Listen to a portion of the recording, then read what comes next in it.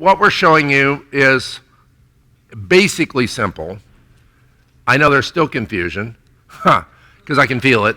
Well, yeah, that's pretty much it. No, I get that. First thing, just realize it's a language. And in language, syntax makes a difference. So how things are said actually, like if I were to that backwards, it wouldn't make any sense to you. Well, it might make sense to any, we have Russians here, right?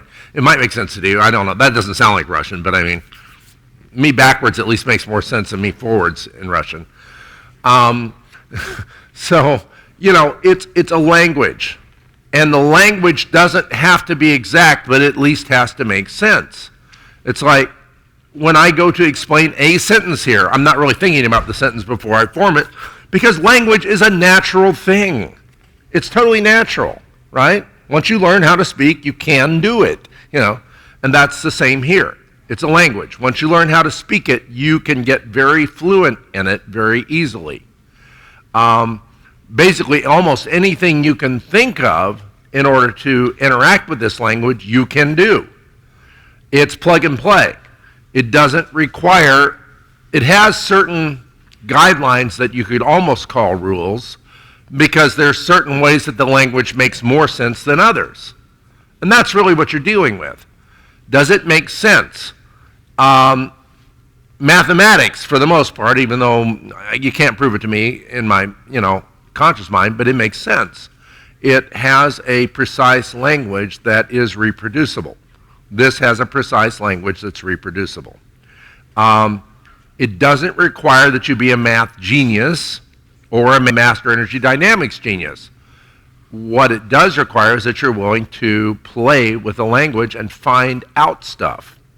This work that I'm teaching you, it allows you to find out stuff, because you'll come up with combinations that you've never seen before, but then you start to look at the language, you'll start to understand the language and go, I know what that's saying.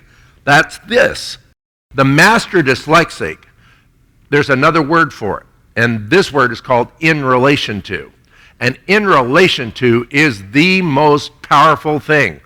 It comes from TBM. So much of what I'm teaching you, I thought about something in TBM, and then I went, okay, so how could we connect this so it flows as a physiology rather than as a technique? That was kind of my thought. And Dr. Frank had a distinction called sibling rivalry. And sibling rivalry was where one area wasn't talking to another area, quote, talking. So there was not in communication. Say the liver was not in communication with the gallbladder, and the gallbladder was not in communication with the heart. So you had to get those things together into the conversation. Well, it's very laborious, or it was very laborious. It's a little easier now, but it's very laborious to do this.